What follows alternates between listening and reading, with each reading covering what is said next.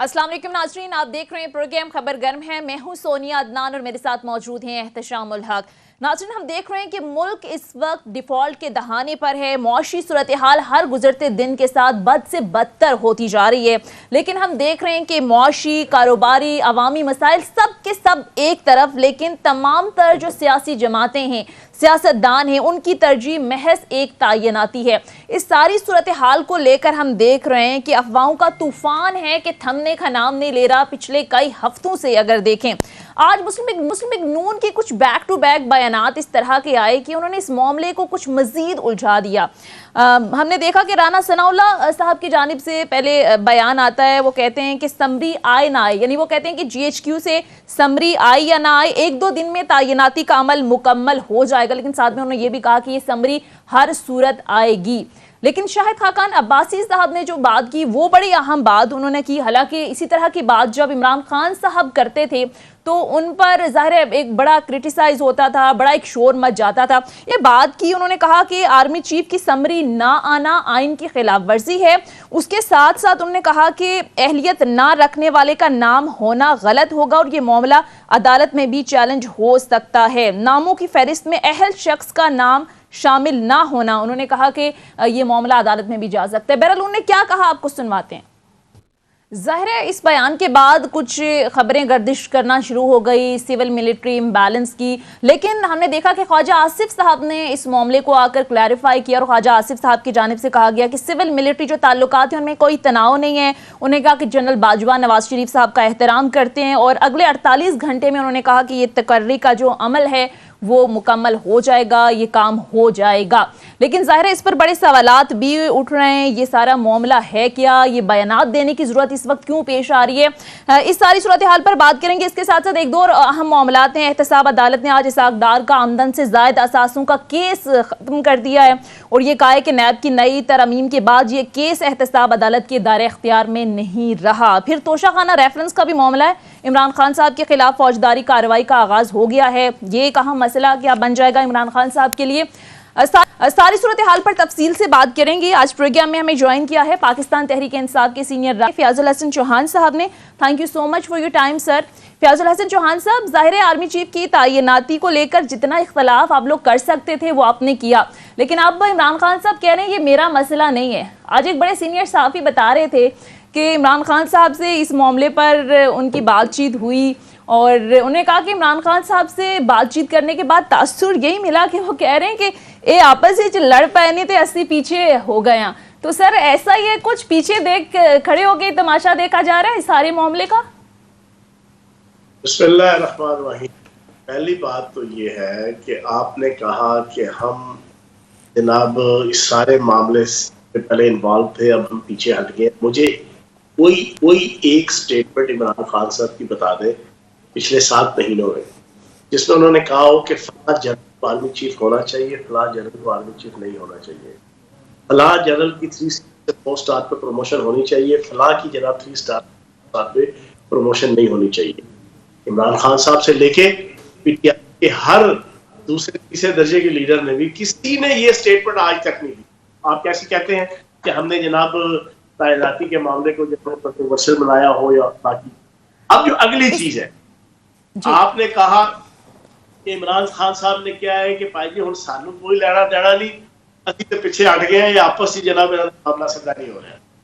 आपकी तरह पंजाबी थोड़ी सी जना कमजोर थी तो मैं पंजाबी बन देना दस दिया खान साहब ने की क्या है।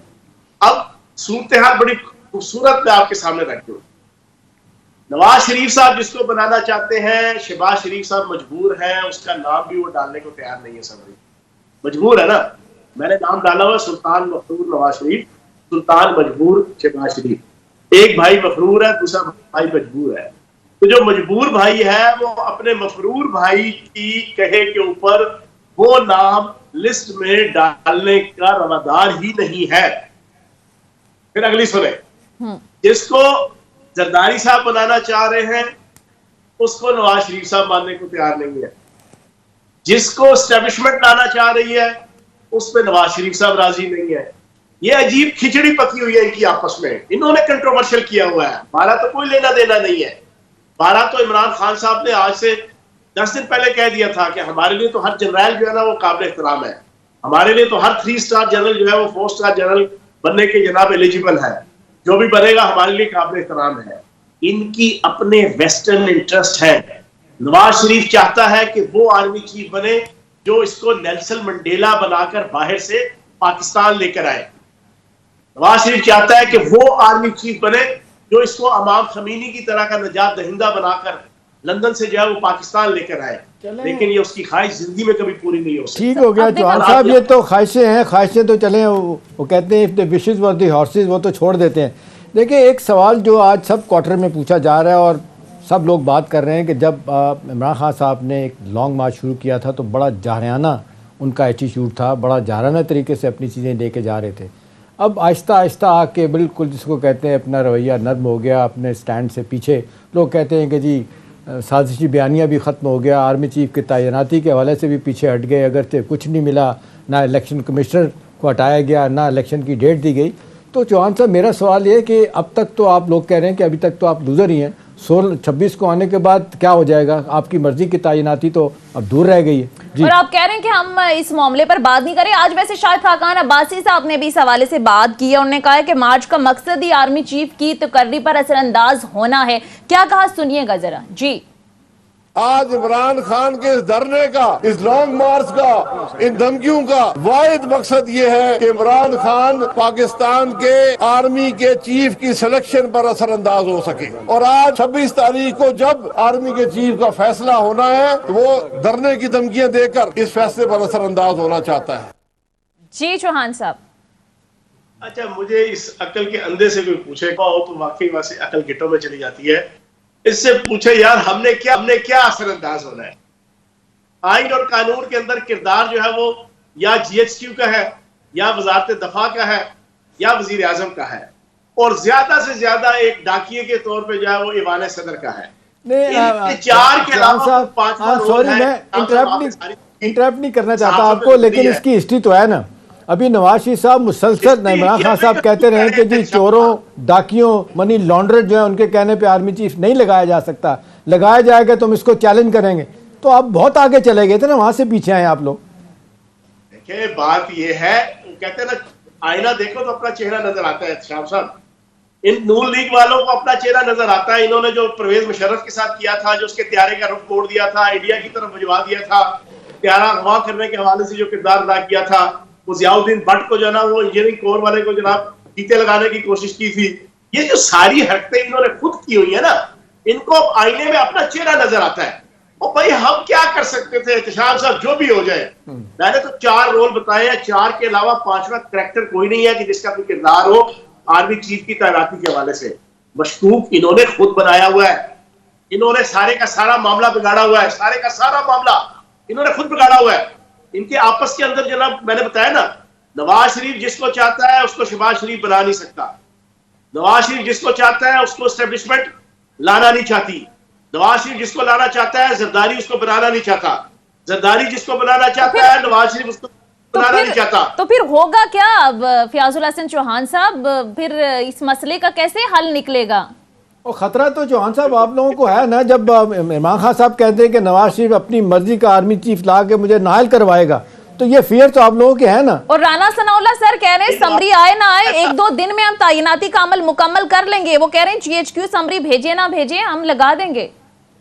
हाँ, तो ये जो चमन मारी है इसने ये वाली, ये कोई कानून और आइन के मुताबिक है? शाह साहब जरा आप बताए ना, ये जो राना सनाउल्लाह ने जो चमन मारी है वो तरीकेकार है? इनको बनाना रियासत है एक प्रॉपर तरीके से। GHQ से समरी आती है, वजारत दफा से होके ईवान वजीर आजम आती है, ईवान वजीर आजम से फैसला होके ईवान सदर से अप्रूवल होती है और इंप्लीमेंट हो जाती है। ये राना सनाउल्लाह कहता है भाई आवे ना आवे सानू जनाब इल्हाम होएगा लंदन तो असी जनाब बंदा ला देंगे। अब इस किस्म की चमड़े मार के ये खुद तैनाती को जरा मशकूक कर रहे हैं ना, ये खुद उसको डिस्प्यूटेड कर रहे हैं ना, ये खुद उसको कंट्रोवर्शियल कर रहे हैं। इसमें इमरान खान का क्या कसूर है या PTI का क्या कसूर है? आज वैसे शेख रशीद साहब कह रहे थे कि बगैर समरी के तैनाती का बयान खतरे की घंटी है। क्या लगता है चौहान साहब, किस खतरे की तरफ इशारा किया जा रहा है? भाई खतरा तो फिर जब ये चीजें इनकी सॉर्ट आउट नहीं। आप मुझे ये बताएं, हाँ, ये जो जनरल बाजवा के घर की सारी जनाब स्टेटमेंट्स बाहर आई है, ये हुकूमत की मर्जी के बगैर आ सकती है? एफबीआर का अमला इस हार्ड डार फाइनेंस मिनिस्टर की मर्जी के बगैर जो है ये सारी चीजें बाहर निकाल सकता है? बड़ा सख्त नोटिस लिया है चौहान साहब, वो कह रहे हैं उन लोगों तक, उन किरदारों तक पहुंच गए।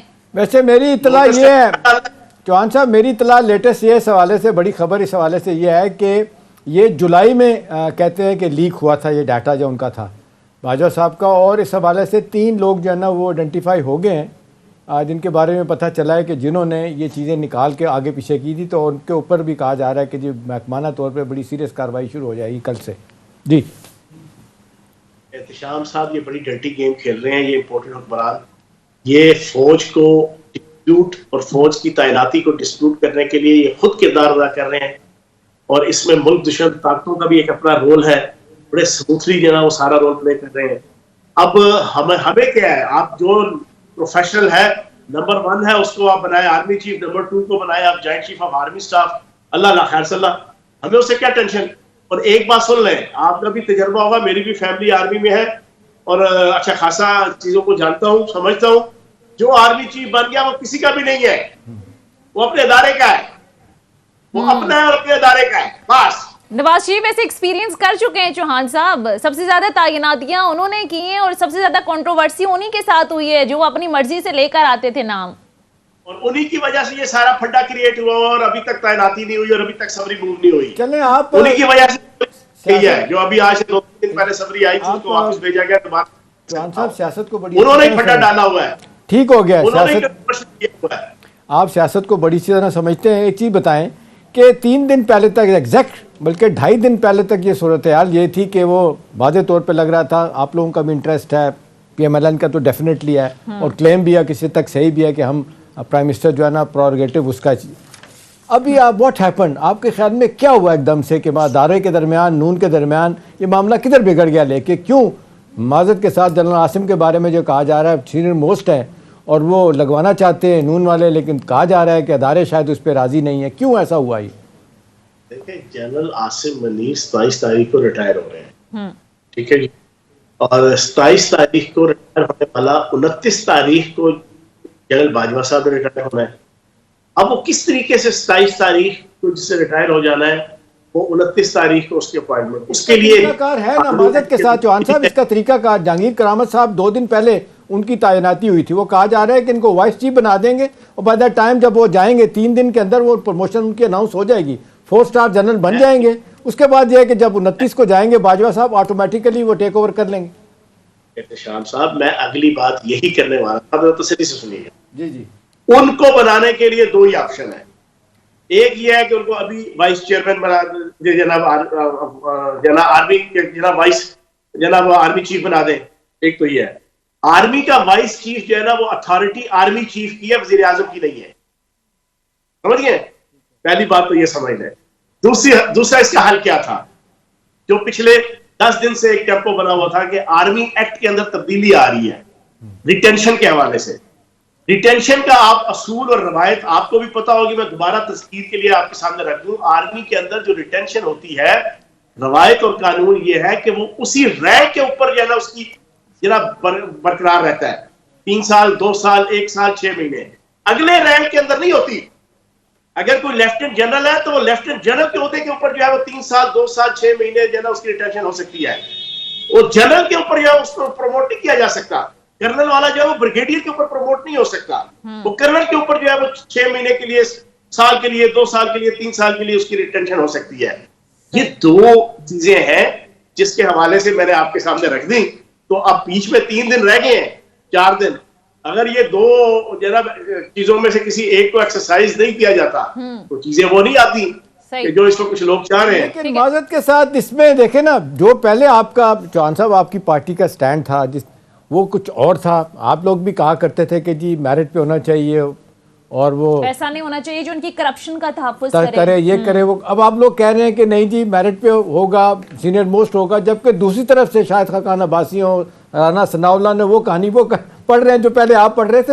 अंदर की कहानी क्या है, मसला क्या है, ये तो बताएं। वो कह रहे हैं कहीं आपकी कोई बैकडोर अंडरस्टैंडिंग तो नहीं हो गई जो आप इस सारे मसले से अलग हो गए? हमारी एक ही एप्रीहेंशन थी पिछले 7 महीनों से और अभी भी है कि एक मफरूर, एक मुजरिम एक रियासत का, अदारों का, अदालतों का, अवाम का और पार्लियामेंट का मुजरिम, उससे कम से कम पाकिस्तान के आर्मी चीफ की तैनाती के हवाले से कंसल्टेशन नहीं होनी चाहिए। ये मैं तो कर रहे हैं। ये चौहान साहब 26 तारीख का जो आपका धरना होने जा रहा है, इसका कोई लिंकेजेस है 29 तारीख की रिटायरमेंट के बाद? कुछ लोग कहते हैं कि ये मौजूदा चीफ को दबाव में लाना, अगले वाले चीफ को भी दबाव में लाने के लिए लोग कह रहे हैं कि जी पीटीआई के लीडर ये कर रहे हैं। देखो, आर्मी चीफ कभी भी दबाव में नहीं आता। आर्मी चीफ, और स्पेशली जो आर्मी चीफ तैनात होता है ना, पहले जो 2.5 साल होते हैं ना, उसमें वो किसी के प्रेशर में नहीं होता, सारे उसके प्रेशर में होते हैं, ठीक है ना। आखिरी 6 महीने वो हल्का फुल्का वो प्रेशर लेना शुरू करता है। अदरवाइज जो रवायत है पाकिस्तान की आर्मी चीफ की, वो पहले 2.5 साल थे सारे प्रेशर रखता है, प्रेशर लेता नहीं है, टेंशन देने का लेने का नहीं है। तो इस वजह से ये तो जेल से निकाल दे कि हमारा कोई जो पॉलिटिकल इवेंट है उसका कोई आर्मी की तैनाती के साथ या किसी आने वाले या किसी जाने वाले या किसी रहने वाले के साथ कोई लिंक है, ऐसी कोई बात नहीं है। अच्छा चौहान साहब, ये मामूल की एक तैनाती होती है, लेकिन हर 3 साल बाद आपको क्या लगता है ये मसला एक तनाज़ा खड़ा हो जाता है कि मुल्क की सियासत मईशत को हिलाकर रख देता है? अब देखें, पिछले कई हफ्तों से पूरी की पूरी सियासत जो है वो इसे एक अहम तैनाती के गिर्द घूम रही है। हालांकि बड़े और भी गंभीर मसाइल हैं, मईशत देखें कहाँ पर पहुंची हुई है, ओवरऑल कहाँ पर हम खड़े हैं मुआशी हवाले से। आपको नहीं लगता कि इस वक्त सियासी जमातें मुल्क के गंभीर मसाइल पर सर जोड़कर कोई हल निकालें, बजाय इसके कि इस तैनाती के पीछे पड़ी हुई और दस्तों गिरेबाएं? मजाक बन रहा है मुल्क में भी, मुल्क से बाहर भी। अच्छा एहतशाम साहब और सोनिया साहिबा, अगर आप पिछले कोई 35 साल के हिस्ट्री उठाए या 25 साल की, उसमें 2 वाकयात ही नजर, बाकी सारी स्मूथली ही हुई थी। दोनों में किरदार सुल्तान मफरूर, नवाज शरीफ और आले शरीफ का है।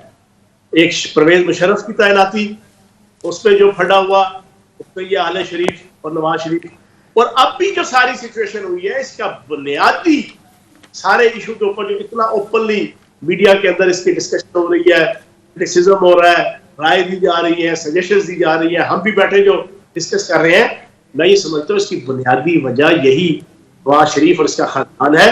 और फिर ये जो 7 महीने पहले हमारी हुकूमत टॉपल की गई, रिजीम चेंज ऑपरेशन हुआ, पाकिस्तान की आवाम के अंदर एक नफरत पैदा हुई इन इम्पोर्टेड हुक्मरानों के खिलाफ, तो इस वजह से ये सारी चीजें थोड़ी सी जना वो एक टॉक ऑफ टाउन बन गई है। अदरवाइज तो ये दो इवेंट के अलावा किसी और तैनाती में तो इस तरह कभी नहीं हुआ। ये पीसफुल ट्रांजिशन तो ये हो सकती थी और माजी में भी हुई। आपको याद होगा असलम बेग साहब जब थे आर्मी चीफ, तो 1.5-2 महीना पहले अपना इनकी आसर नवाज साहब मरहूम की जो है ना वो अनाउंसमेंट हो गई थी। तो क्या मेरा सवाल आपसे कि इसको आखिरी दिन तक खींचने का क्या मतलब हो सकता है?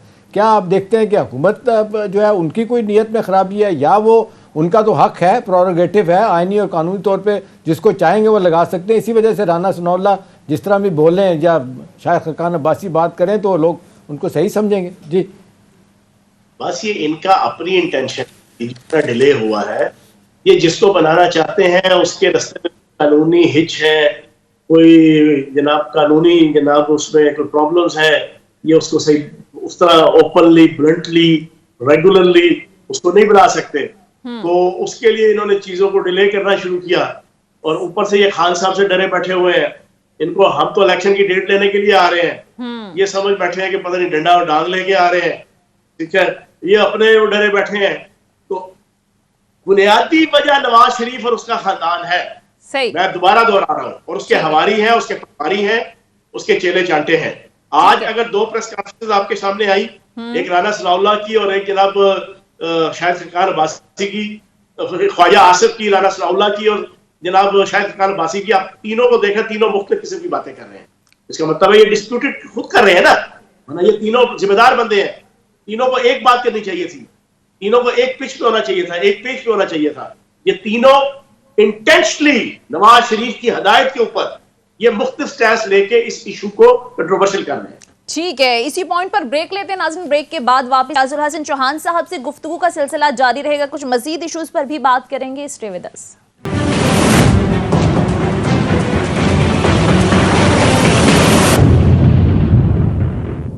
ब्रेक के बाद खुशामदीद। अच्छा चौहान साहब, हमने इमरान खान साहब के रवैये में काफ़ी लचक देखी है, खासकर जो अमरीकी साजिश का एक बयानिया था जिसमें वो कह रहे हैं कि it's over and it's behind me. इसके साथ साथ इस्टेब्लिशमेंट के हवाले से भी उन्होंने बात की। उन्होंने कहा कि इस्टेब्लिशमेंट ने अगर हमारी हुकूमत गिराई नहीं तो ये रोक तो सकते थे। तो इस पर ज़ाहिर है मुखालफिन और बड़े सवालात उठ रहे हैं कि एक तरफ जो सियासी जमातें हैं वो कहती हैं कि सियासत में कोई रोल नहीं होना चाहिए, मुदाखलत नहीं होनी चाहिए। दूसरा, किस आइन और कानून के तहत इमरान खान साहब एस्टैब्लिशमेंट को ये कह रहे थे कि आपने हमारी हुकूमत को गिरने दिया, रोका क्यों नहीं?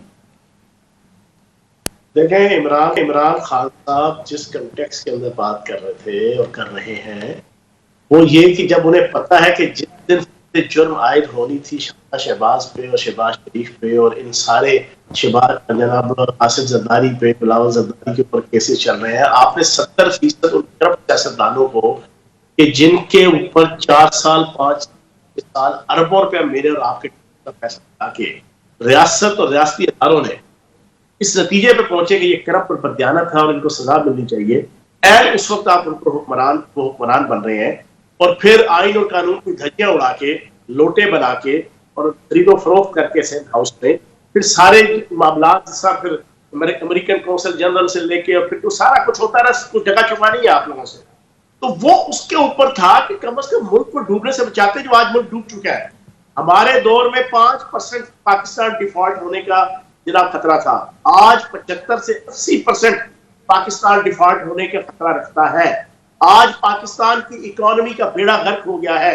यही इमरान खान साहब कहते थे कि जो एस्टैब्लिशमेंट हमें बचाती। एक सेकंड, इसमें चौहान साहब माजरत के साथ तो इल्ज़ाम तो आप लोगों पे लगाते हैं कि जो अदम इस्तेकाम पैदा किया वो इमरान खान साहब की सियासत ने किया है। ये जलसे जुलूस और जिस अंदाज से सड़कों को रोकना, ब्लॉक करना, रास्ते का, वो तो कह रहे हैं इसकी वजह से हुआ। वो इल्ज़ाम लगाते हैं कि जी 2013-14 में भी यही किया था आपने, प्रेसिडेंट शी का दौरा कैंसिल हो गया था। अगरचे आप देख लें, जो आना था MBS ने आना था, वो 3-4 मुल्कों में नहीं गए, जिन जाना था उन्होंने कोरिया भी, जापान भी और इंडिया भी, यहाँ भी आना था नहीं। लोग उसका भी इल्ज़ाम आप पे ही दे रहे हैं कि आपकी एहतजाजी सियासत की वजह से सारा कुछ इकॉनमी जो है ना वो नीचे जा रही है। एहतशाम साहब इसको कहते हैं नाच न जाने आंगन टेढ़ा, a bad man quartz with its tool, पे आटा खुद हिल्दी क्यों है। मैंने पंजाबी, उर्दू, इंग्लिश तीनों में इसका जवाब दे दिया। इसका ये कंक्लूजन ये है, इनसे पूछो जो 3.5 साल हमारे थे, 2 साल कोरोना का इंटरनेशनल लेवल का क्राइसिस जो 1 सदी के बाद, ताउन के मर्ज के बाद सदी बाद आया था, वो फिर 3.5 साल ये हमें गेंदे के फूल पेश करते रहे, ये हमें मोतिये के फूल पेश करते रहे, ये हमें गुलाब की पत्तियां निछावर करते रहे, ये अपने मुंह पे टेप लगा के घरों पे बैठे रहे। इन्होंने 3.5 साल धरने किए, धरनिये की, लॉन्ग मार्च की, एजुकेशन की। हर चौथे महीने कभी बेगम सफदर लेके निकली होती थी लॉन्ग मार्च, कभी बिलावल जरदारी बिला वजह भुट्टो लेके निकला होता था, कभी मौलवी जरदारी मौलवी फजल रहमान लेके निकला होता था। तो हमारे दौर में सब कुछ हुआ, लेकिन रिजल्ट क्या आया? आपका जनाब 6% GDP ग्रोथ रेट पिछले 20 सालों में पहली दफा, आपका 10.6% large scale manufacturing growth rate पिछले 20 सालों में पहली दफा, आखिरी साल में 4.2 ज़राअत का जनाब ग्रोथ रेट पिछले 20 सालों में पहली दफा, आपका 7.2 इंडस्ट्रियल ग्रोथ रेट पिछले 20 सालों में पहली दफा, आपका $32 अरब का फॉरेन रेमिटेंस पिछले 20 सालों में पहली दफा, आपका एक्सपोर्ट लेवल $32 अरब पिछले 20-25 सालों में पहली दफा। आपकी जितनी चीजें हैं सारी की सारी नंबर 1 हुई। कोरोना क्राइसिस और इनके धरने और इनके लॉन्ग मार्च के बावजूद हम करें तो जनाब सब कुछ ठीक हो जाता है। तो इनको 7 महीनों में हमारे जलसे जुलूस इनका हाथ रोकते रहे। ठीक है, अब चौहान साहब जरा आगे बढ़ते हैं। ये लॉन्ग मार्च जाहिर है इमरान खान साहब ने आज बात की है कि 26 नवंबर को हम पहुंचेंगे इस्लामाबाद, लेकिन उन्होंने कहा कि इस्लामाबाद पहुंचने के बाद अगला लाहमल देंगे, ये तहरीक यहाँ पर रुकेगी नहीं। सर, अब आपका पहला मुतालबा तो यही है कि अर्ली इलेक्शन हो, साफ शफाफ इलेक्शन हो। अब अगर इस्लामाबाद पहुंच जाते हैं, बिलफर्ज एक बहुत बड़ा क्राउड जमा भी कर लेते हैं, तो सर एक तो सरप्राइज जिसकी बात कर रहे हैं वो सरप्राइज किया, और दूसरा सर कैसे मुतालबात मनवा पाएंगे आप? बहुत बड़ा क्राउड जमा कर रहे हैं, हुकूमत तो कह रही है कि किसी सूरत हम अर्ली इलेक्शन पे नहीं आएंगे, इलेक्शन अपने मुकर्रर वक्त पर होंगे। तो क्या लाहेअमल है, क्या स्ट्रैटेजी है, क्या करना है सर? सोनिया, मेरा एक बड़ा मशहूर डायलॉग है कि सुलह हो कि जंग हो, इमरान खान के संग हो, सब हमें पसंद है। खान साहब ने फैसला कर दिया कि उधर ही बैठ रहे हैं, उधर बैठ जाएंगे। खान साहब ने कहा ना इस्लामाबाद जाना है, तो लाखों लोग होंगे, किसी का बाप भी जो है वो उनका रास्ता नहीं रोक सकता इस्लामाबाद जाने से। सर वो तो अदालत और में तो हो रहा है ना मादर के साथ जान साहब, जब से आप लाहौर से चले हैं आप देख रहे हैं जिस तरह थिन आउट हो रहा है, लोग कम से कम हो रहे हैं, सर्दी है।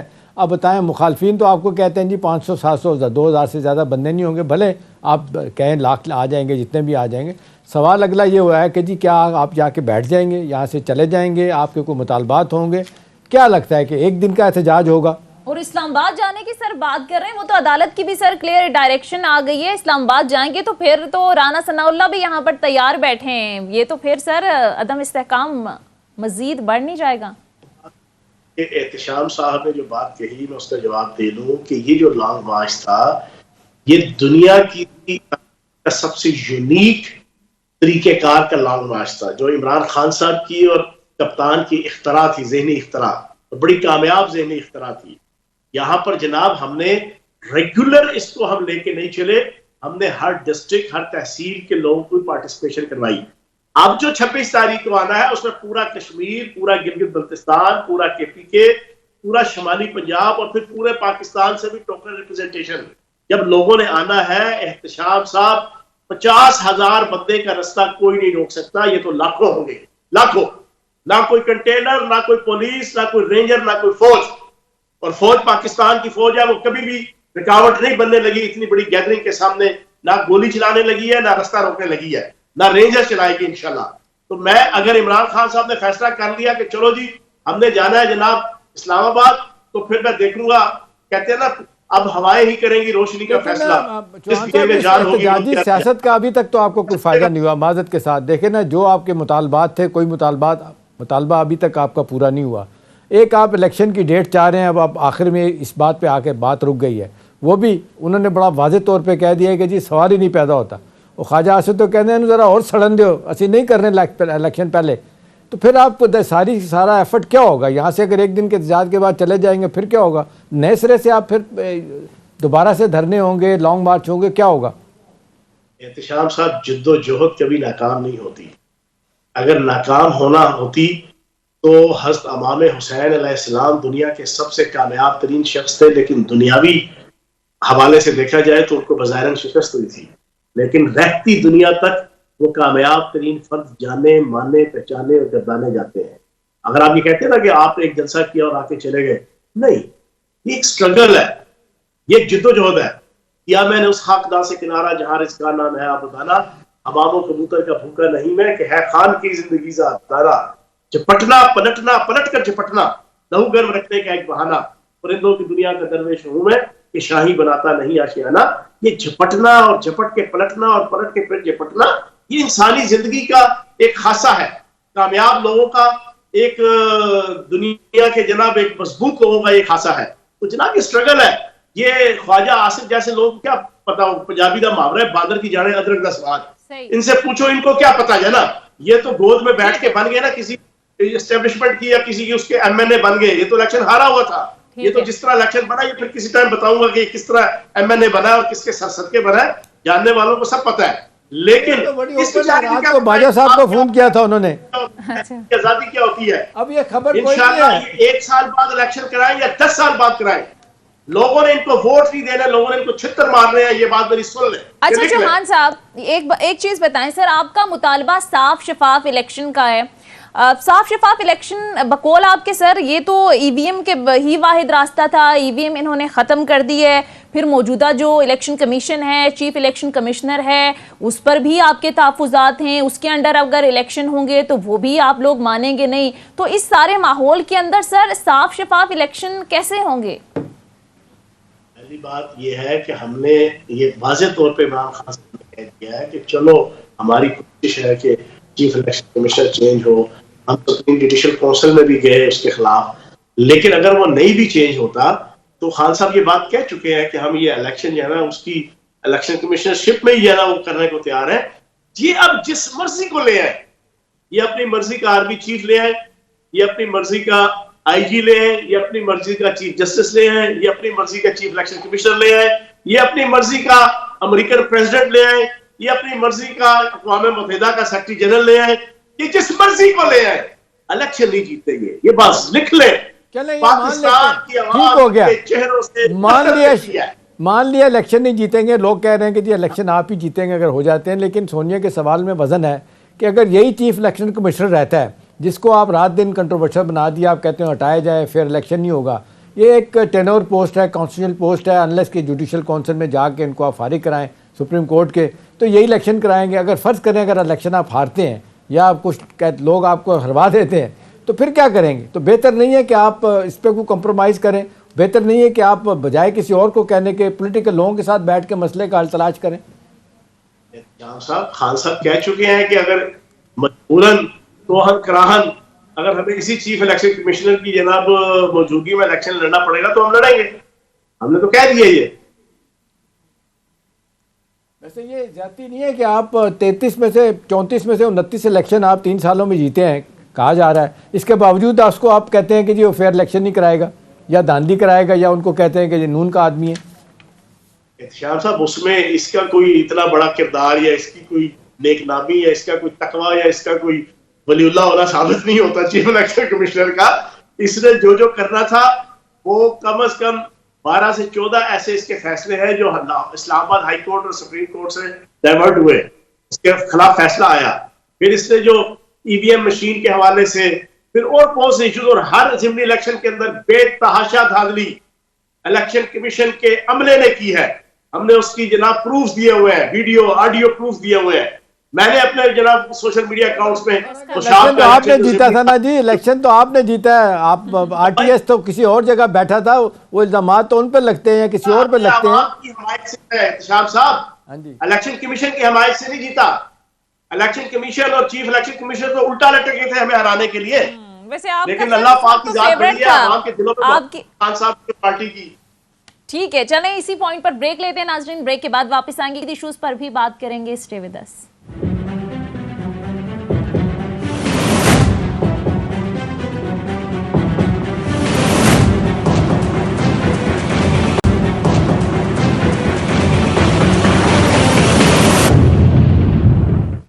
ब्रेक के बाद खुशामदीद चौहान साहब, ये जो आपका एहतसाब का बयानिया था, ये आहिस्ता आहिस्ता करके ज़रे बड़े सवालात उठ रहे हैं। आज तो एहतसाब अदालत ने इसाक डार का जो आमदन से ज़ायद असासों का केस था वो भी बंद कर दिया है सर। तो कैसे देखते हैं? इमरान खान साहब तो ज़ाहिर है इस हवाले से कह चुके हैं कि मेरा इस्टेब्लिशमेंट से इख्तलाफ ही एहतसाब के मामले पर था। तो ये सबके सभी लोग बाहर आ रहे हैं सर, एक शख्स कन्विक्ट नहीं हुआ। बिल्कुल जनाब, बड़ा अच्छा एहतसाब अदालत का फैसला है। एहतसाब ब्यूरो का इसाक डार साहब बड़े नाइस आदमी है, बड़े शरीफ आदमी है, बड़े मोमन है, है, सियासी बोस है, कुतुब है, लंदर है, और जनाब नेकोकारी में गुजारी है। कोई अदारा, कोई पाकिस्तान के जनाब FIA पाकिस्तान पुलिस ने कभी टेढ़ी आंख से उनको देखा नहीं, ना उन्होंने देखने का मौका फराहम किया है। वो बड़े शरीफ आदमी है, बड़े नफीस आदमी है। उन्होंने पाकिस्तान की रियासत को, पाकिस्तान के रुपये को, पाकिस्तान की मीशत को कभी कोई नुकसान नहीं दिया, हमेशा फायदा दिया है। भी मुफ्त के उनके ऊपर जनाब केस हुए थे। अदालत ने और एहतसाब ब्यूरो ने बिल्कुल ठीक फैसला दिया है। और भाई ये NRO2 है, यही तो एहतसाब साहब NRO2 है कि मीर भी सादा है कि बीमार हुए जिसके सबब उसी अत्तार के लौंडे से दवा लेते हैं। लेकिन अगर ये NRO2 है, मीर ने जो कहा था अल्लाह उसको देखिए, अगर ये अगर चौहान साहब NRO2 है तो जो उनका लीडर है उसको तो नहीं मिला। उसका तो नाराजगी इस बात पे है कि मेरी डिस्क्वालिफिकेशन को आपने क्लियर नहीं करवाया, मेरा पाकिस्तान में आना जो आना आपने मुमकिन नहीं बनाया। शहबाज शरीफ ने अपने केस ख़त्म करवा लिए, जरदारी साहब ने ख़त्म करवा लिए, जो रह गए थे उन्होंने कराची मुंतकिल करवा लिए। तो इस लिहाज से तो असल तो वो ग्राउस उनका है, नवाज शरीफ साहब का।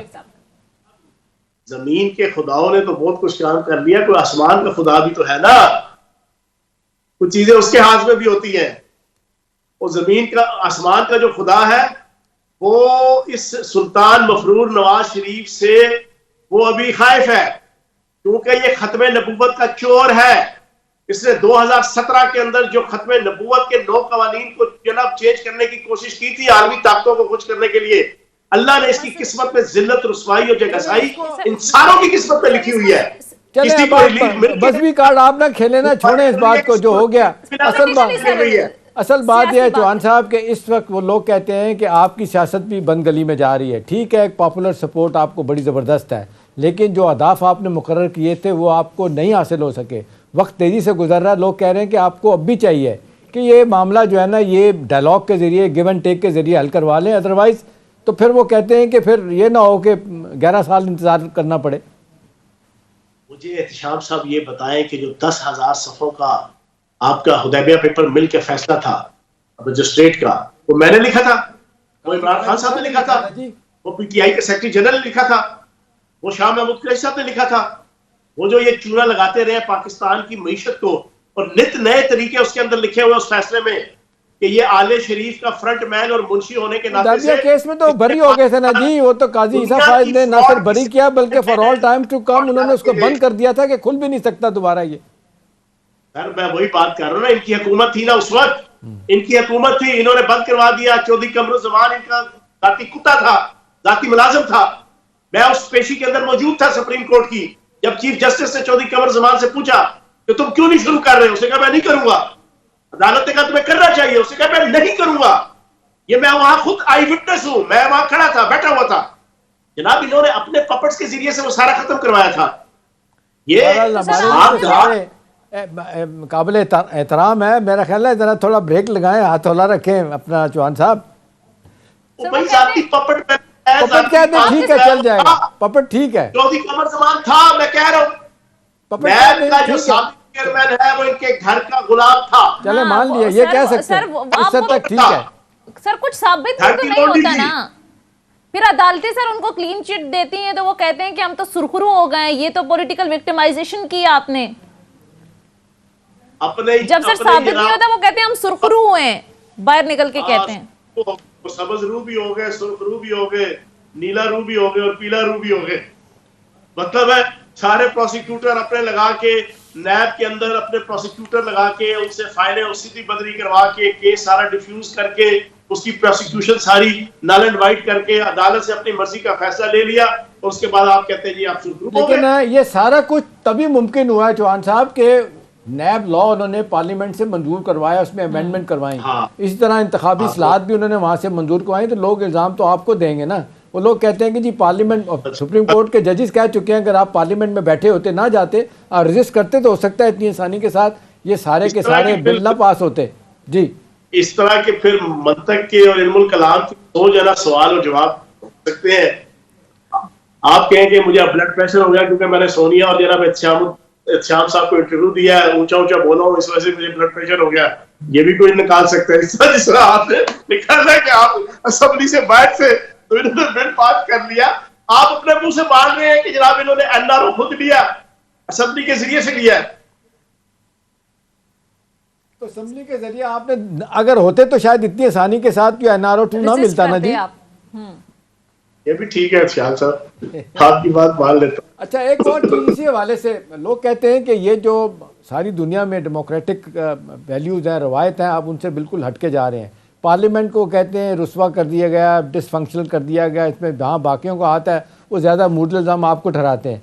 इतना ये क्या स्ट्रांगली क्या चौहान साहब पॉइंट बन गया कि जी कम वक्त में हमने पार्लियामेंट में जाना ही नहीं है, तो मतलब इसमें क्या इतना आप क्या ख्याल है कि इतनी सख्त रवैया रखने की क्या ज़रूरत पेश आई आपको? सर आप मुझे ये बताएं, पिछले 7 महीने से हम एक फिल्म देख रहे हैं, अब हम बैठ के ये कहें कि उस फिल्म के अंदर हीर जना मुंडा सी या कुड़ी सी, आप बताएं हमने तो उस वक्त से किया बाइकआउट कि जिस असेंबली को 20 नोटों के जरिए से खरीदो फरोख्त करके उसका इमेज खराब किया गया और उसके ऊपर प्रॉपर तरीके से ना अदालतों ने ना अदारों ने बरवक्त फैसला भी नहीं किया। फैसला भी वक्त गुजरने के बाद तो 2 महीने बाद जब सारे के सारा उनका असरात डिफ्यूज हो चुके थे, फिर फैसला आता है उनके हवाले से। अगर बरवक्त फैसला कर लिया जाता, आइन के आर्टिकल 63A1 की जनाब वायलेशन ना करने दी जाती, तो मैं ये समझता हूँ कि ये हालात ही नहीं बनने थे, ना ये इकॉनमी बिगड़नी थी, ना राजा रियाज जैसा करैक्टर जो है वो आपका कायदे हज़म के खिलाफ बनता, जिसको देख के हंसी आती है, सुनने के बाद तो बंदे को लुड़ियां डालने को जी चाहता है कि कितना काबिले जनाब सलाहियत। तो आपकी गलतियों को कैश करवाना कि उस बंदे ने, लोग तो ये कहते हैं, लोग तो ये कहते हैं कि पीटीआई की सियासी गलतियों को राजा रियाज जैसे बंदों ने कैश करवाया।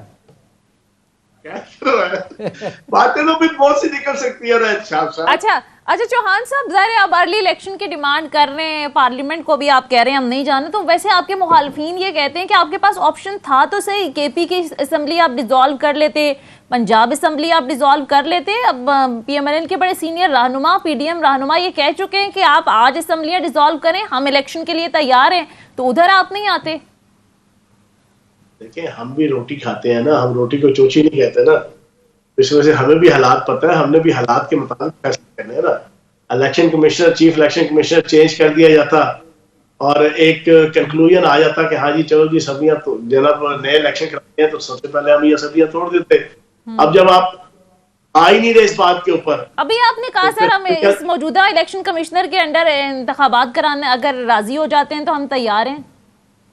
हाँ तो ठीक है ना, मजबूरन अब क्या करें, तो हम कराना तो बताए ना उसको कैसे हटा देते हैं चौहान साहब, आप ये भी तो बताएं ना कि किस तरह हटा देते हैं उनको। एक ही तरीका है कि सुप्रीम जुडिशियल काउंसिल में उनके कॉन्डक्ट के बारे में जाके आप शिकायत करें, एक ही तरीका है, वैसे तो नहीं आप हटा सकते उनको। टेनोर पोस्ट है 5 साल की, है क्या करेंगे आप? गए ना एहतशाम साहब, हम गए हुए ना सुप्रीम जुडिशियल कमीशन में, हमने फाइल किया हुआ इसके खिलाफ केस, लेकिन जब सारे मुल्की गैर मुल्की ताकतें उसके साथ है तो हम क्या करें? आप बताएं ना, आप बताएं, इमरान खान के ऊपर कातलाना हमला हुआ और अरशद शरीफ की शहादत हुई, आप दोनों माशाल्लाह सहाफ़ी हैं, एक सहाफ़ती तासुब, जो जायज तासुब मैं कहूंगा, नाजायज नहीं, एक सहाफ़ती तासुब के नाते से आप मुझे बताएं उसका खून रंगा जाना चाहिए? जब तस्लीम हैदर शाह ये कह रहा है कि नवाज शरीफ ने और उसकी बेटी ने मिलकर प्लान बनाया है, जो 20 साल से उनका तर्जमान रहा है लंदन में, क्या किसी ने सोचा? पाकिस्तान की अदालतों ने इसके ऊपर सो मोटो एक्शन लिया? पाकिस्तान के अदालती सिस्टम एक्टिवेट हुआ? पाकिस्तान के अदारों ने इसके ऊपर कोई एक्टिवेशन की? ये फर्ज बनता है। इल्जामात आप पे लग रहे हैं कि पंजाब में गवर्नमेंट आपकी है। एहतशाम साहब आप कुछ ऐड करना चाहते हैं? मैं यही कह रहा हूं कि सब लोग यही बात कर रहे हैं। गुलाम की क़यादत में तस्लीम हैदर शाह से राब्ता भी कर लिया, उससे गुफ्तगू भी कर ली, उसको शामिल तफ्तीश कर लिया, उससे वीडियो के जरिए से पैगाम लेने का भी ऑफर कर दी, गवाही देने की भी ऑफर कर दी, लेकिन ये सूबे का मामला नहीं है, ये पाकिस्तान का मामला है, ये रियासत का मामला है। इमरान खान 80-85% जनाब वोटों का और पाकिस्तान के शहरियों का हीरो है। तो आप पार्टी बने ना, इस हवाले से बाकायदा आप दरखास्त दें, पार्टी बने। वो लंदन इंग्लैंड में पाकिस्तान की तरह तो नहीं है चौहान साहब, ऐसे ही कोई इल्ज़ाम लगा दे। वो बार बार बंदा यही कहता है मैं साबित करूंगा नवाज शरीफ और उनकी बेटी और बाकी लोगों ने प्लान किया था ये मर्डर वगैरह। तो इसका तो तरीका है कि आप उनके साथ पार्टी बने, वहां जाएं, फैसिलिटेट करें उन्हें। क्यों नहीं करेंगे? लेकिन अदारे क्या कर रहे हैं, वफाक क्या कर रहा है, रियासत क्या कर रही है, वफाकी अदारे क्या कर रहे हैं? इस पे पाकिस्तान की जनाब मिलिट्री और सिविल अदारों को एक्टिव होना चाहिए, पाकिस्तान की जुडिशरी को एक्टिव और होना चाहिए। साथ सवाल ये भी उठता है कि आपकी पंजाब हुकूमत क्या कर रही है। बहरहाल प्रोग्राम का वक्त खत्म हो चुका है। बहुत पीटीआई के सीनियर रहनुमा फयाजुल हसन चौहान साहब प्रोग्राम में हमारे साथ मौजूद थे। नाजरीन प्रोग्राम के हवाले से फीडबैक जरूर दीजिएगा। अगले प्रोग्राम तक इजाजत दीजिए, खुदा हाफिज।